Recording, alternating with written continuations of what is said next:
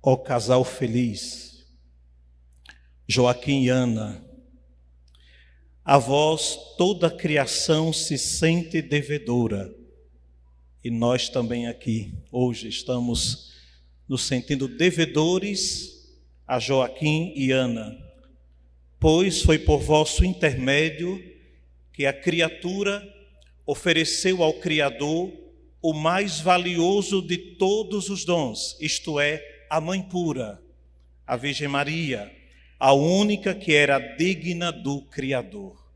Pelo sinal da Santa Cruz, livrai-nos Deus nosso Senhor dos nossos inimigos, em nome do Pai, do Filho e do Espírito Santo. Amém. Estou muito feliz pelo convite que o Padre Jaciel me fez de estar aqui. Estou muito alegre pela presença dos meus irmãos sacerdotes, foi uma surpresa. Alegre pelos seminaristas que estão no processo formativo e alegres por conhecer vocês. Louvado seja nosso Senhor Jesus Cristo. Não sei se você trouxe o Evangelho, se você tem a palavra de Deus consigo, deixe aberto no Evangelho de hoje. O capítulo 12 do Evangelho de São Mateus é um grande conflito. Quem não escutou bem, ou quem escutou, ou em casa, todos nós devemos pegar, hoje ou amanhã, o capítulo 12. Nós, padres, sabemos que nós estamos navegando entre o capítulo 10, 11 e 12, tanto durante a semana como no domingo. E o Evangelho de hoje, não sei se vocês perceberam sutilmente, há um grande conflito que nós precisamos superar hoje. É o conflito entre a sabedoria velha, e vou citar assim, a do Antigo Testamento, e a nova sabedoria que é do Novo Testamento.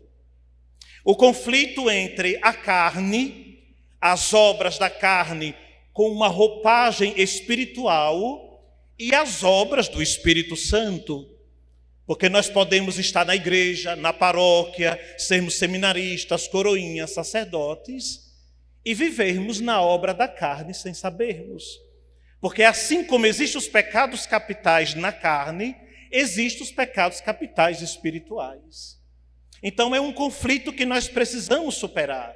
Depois o conflito entre a morte e a vida, onde nós precisamos viver na vida divina. Por isso vamos tomar o Evangelho.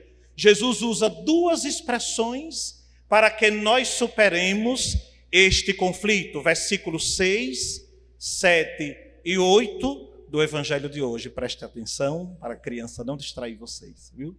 Versículos 6, 7 e 8. O que é que está escrito? Ora, eu vos digo, aqui está quem é maior do que o templo. Repitam comigo. Aqui está quem é maior do que o templo. Pronto. Jesus arranjou uma bela de uma confusão. Porque no Antigo Testamento e para Israel, o templo, a Torá, a palavra, e a liturgia são coisas intocáveis. Então, se alguém desejasse morrer, mexesse no templo. Se alguém desejasse ser expulso, mexesse na Torá, na aliança. Se alguém desejasse ser excluído da comunidade e mexesse na liturgia hebraica, ele era colocado para fora. Aí do nada Jesus disse, aqui está maior do que o templo. Vamos seguir o texto. Jesus continua e disse, se tivesses compreendido, e parece que a frase está desconexa, ele disse, se tivesse compreendido, quero a misericórdia e não o sacrifício, isto é, a misericórdia é a vida no Espírito, a misericórdia é a vida nova. Ele diz, não teríeis condenado os inocentes. E aqui vem a segunda frase, lapidar do Evangelho de hoje para nós meditarmos. Vamos ler juntos o versículo 8. O que é que ele diz? De fato, o Filho do Homem é Senhor do sábado. Vamos repetir? De fato, o Filho do Homem é Senhor do sábado, pelo amor de Deus. Jesus mexeu no templo e disse que é maior do que o templo. Jesus mexeu no sábado que é o dia do repouso por excelência. Como é que nós vamos sair disso? Já vou dizer logo a vocês. Para termos uma vida nova, para termos uma vida no Espírito, é preciso compreendermos que Jesus é a liturgia, que Jesus é o templo e que Jesus é a palavra. Amém, queridos irmãos? No Antigo Testamento, o templo era o templo de Salomão. Foram 3 templos. No Novo Testamento, o templo não são as paredes. Quem é o templo do Novo Testamento? Eu não escutei. Quem é o templo do Novo Testamento? Quem é a liturgia do Novo Testamento? Quem é a palavra do Novo Testamento? Então, meus queridos irmãos, para termos uma vida em Deus, ou nós estamos no templo, na palavra e na liturgia, ou nós não veremos a glória divina. Perceberam? Nós vamos decifrar essas 2 coisas, o templo e o sábado. Espero que vocês tenham paciência, não me prolongarei. 10 minutinhos, 15 minutinhos eu terminarei. Primeiro, o templo. O templo foi construído por Salomão. É o primeiro templo. Depois foi destruído e Sassabassá construiu o segundo templo, que era a glória de Jerusalém. Depois passou por reformas e Herodes construiu o terceiro, ou reformou o segundo, que ficou um templo esplendoroso lá em Jerusalém, construído no Monte Moriá, no mesmo lugar onde Abraão subiu com Isaque para oferecer o sacrifício.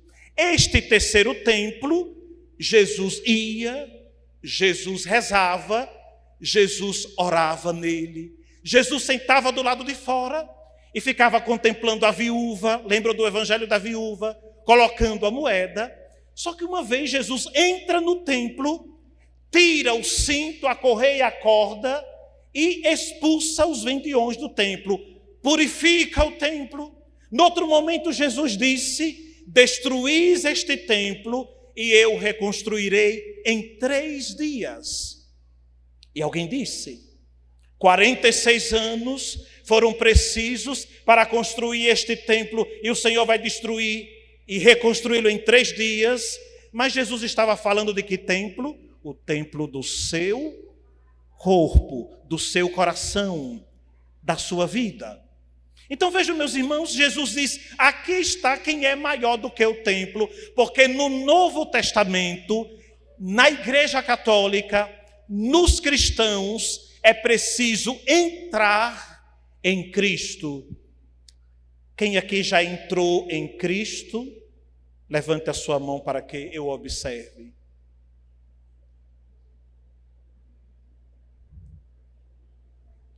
Vou fazer a mesma pergunta, mas bem diferente, mas é a mesma. Quem aqui é batizado, levante a mão.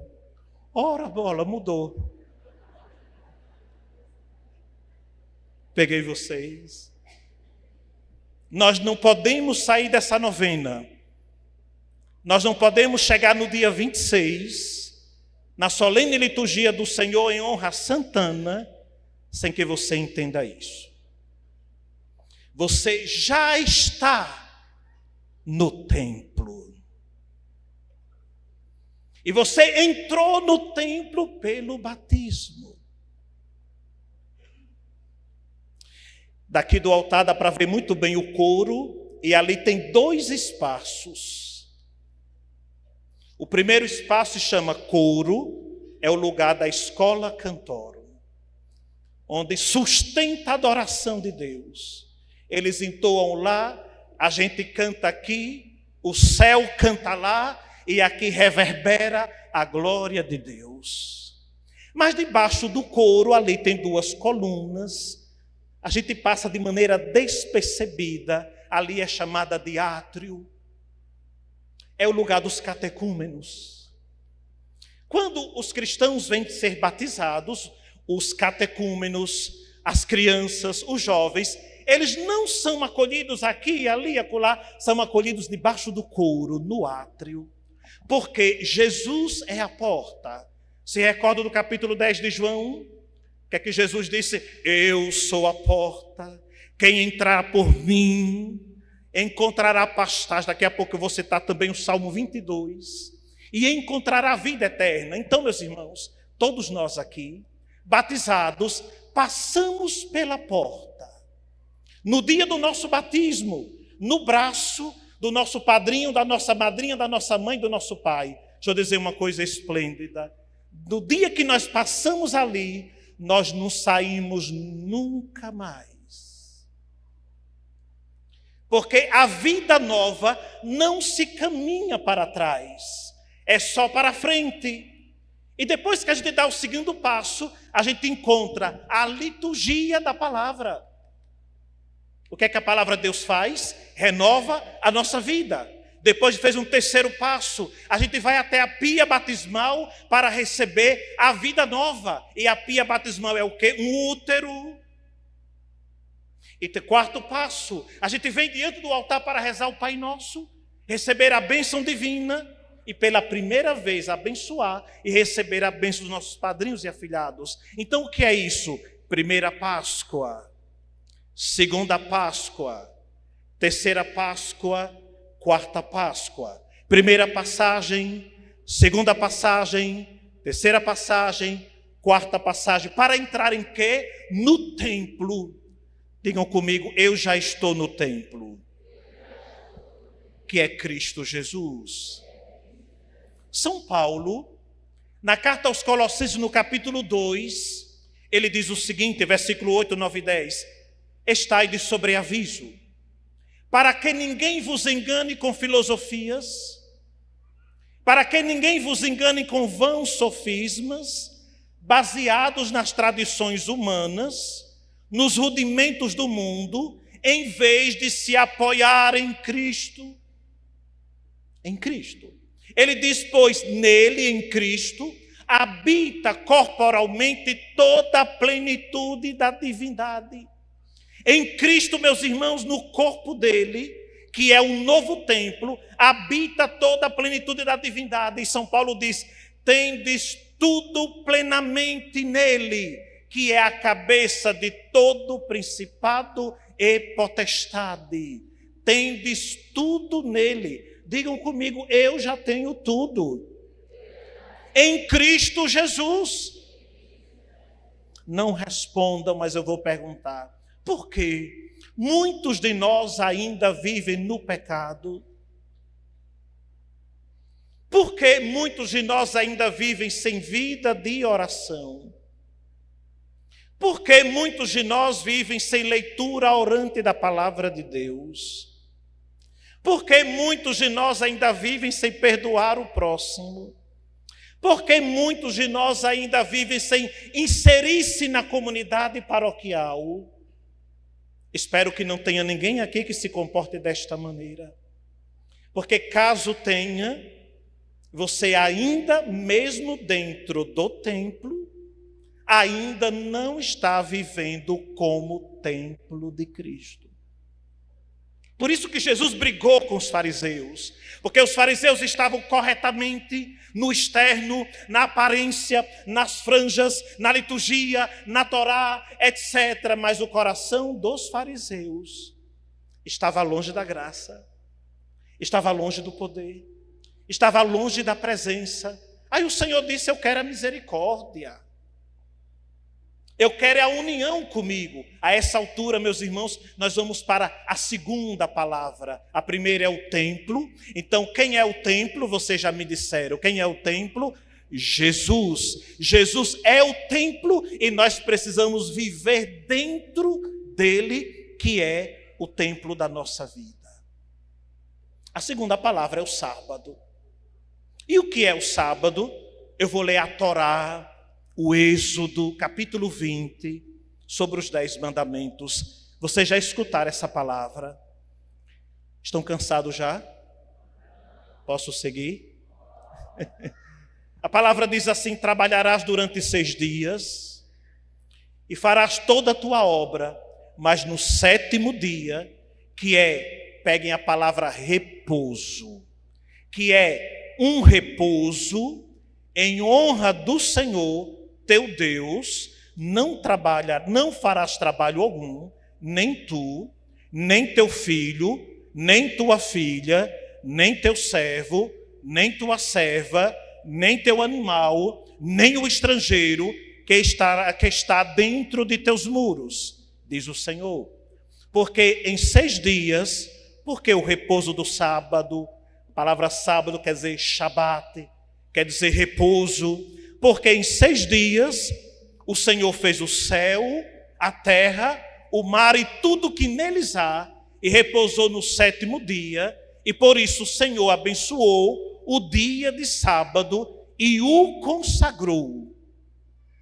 Aí de repente Jesus diz: aqui está quem é maior do que o dia por excelência.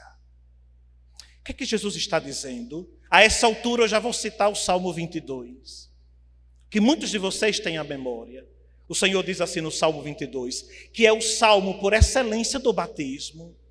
O Senhor diz: o Senhor é meu pastor, nada me faltará. Em verdes prados, Ele me faz repousar. Não é assim que a gente reza? E vou continuar. Conduze-me junto às águas refrescantes. Restaura as forças de minha alma. Pelos caminhos retos Ele me leva, por amor do seu nome. É assim que a gente canta e que a gente reza o Salmo 22. Ora, meus irmãos e irmãs, nós sabemos que Jesus está acima, é maior do que o dia do repouso do Antigo Testamento. Por quê? Porque Ele é o nosso repouso. Vocês estavam na missa aqui ontem? Sim. Lembram do evangelho de ontem? É Mateus capítulo 11. Foi que Jesus disse: vinde a mim, vós todos que estáis cansados e fatigados, e eu vos darei descanso. Que coisa linda. A gente lê tanto esse evangelho, mas a gente não se cansa. Descanso. Como é que anda a sua vida? Eu já estou para concluir. Tem pessoas que estão na igreja, mas têm uma vida agitada. Tem pessoas que estão na igreja, mas não confiam no Senhor. Vivem desesperados. Quando aparece a tribulação, a tempestade, a chuva, entra em desespero. Os padres sabem disso. Quantas pessoas a gente atende, de pessoas desesperadas, e agora virou de moda, vocês conhecem, a frase: padre, está dando tudo errado na minha vida. Muita gente está falando ultimamente isso. Virou quase como uma poesia maldita.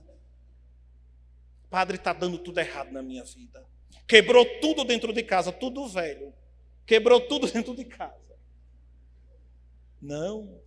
A pessoa que confia no Senhor, que está no repouso de Deus, que está na presença de Deus, pode vir tempestade, pode vir ventos, pode vir chuva contra aquela casa, e ela não cai. E por que não cai? Preciso dar um passo atrás em Mateus. Jesus, na montanha, no sermão, ele diz o seguinte: quem escuta a minha palavra e põe em prática é semelhante a um homem prudente. Perceberam? Que constrói a casa sobre o quê? A rocha. A pessoa não se importa se veio tribulação, se veio doença, se veio desemprego, se veio separação, se veio tristeza. Tudo isso fere. Tudo isso pode traumatizar. Tudo isso pode fazer você chorar, mas não vai fazer você cair. Então não coloque desespero aonde não tem, porque nós temos Deus. nós temos o Shabat, nós temos o repouso de Deus, e o sábado é uma pessoa que se desdobra para o dia seguinte. Por isso que nós adoramos Deus no dia de domingo. Amados irmãos e irmãs, concluo, para viver uma vida nova, uma vida no Espírito, para superar o conflito entre carne e espírito, entre morte e vida, entre sabedoria velha e sabedoria nova, o segredo é um só: viver em Cristo e viver repousando em Cristo. E assim nós teremos a vida toda pautada como a de Santana, nas promessas, nas profecias, na unção, na graça e na misericórdia divina. Também peçamos a São Joaquim, também peçamos a Santa Virgem que nos abençoe e nos encha da graça do Senhor. Amém. Incline um pouquinho a sua cabeça e faça um pouco de oração. Ore um pouco com essa palavra. Senhor Deus, nós estamos nesta novena e somos teus adoradores. E eu quero, Senhor Deus, entregar o meu coração. Quero entregar o meu coração porque eu descobri que eu já estou no templo e o templo é o teu corpo santíssimo. O templo é a igreja, não aquela construída com pedras, com cimento, mas construída pela força do Espírito Santo. Por isso, Senhor, eu quero me comprometer na tua presença, de tomar consciência da minha vida em Cristo, da minha vida no templo. Também hoje, Senhor, descobrimos que o sábado é o dia por excelência para os judeus, dia de repouso, e para mim, o meu repouso és tu, Jesus. Tu és o Senhor, o meu dia, o dia sem ocaso, o dia que teve início e nunca mais terá fim. Por isso, Senhor, eu quero entregar as minhas fadigas, meus cansaços, minhas tristezas, meus pecados, minhas angústias, e quero repousar em Ti e nunca mais sair de Tua presença e do Teu colo. Amém. Glória ao Pai, ao Filho e ao Espírito Santo, como era no princípio, agora e sempre.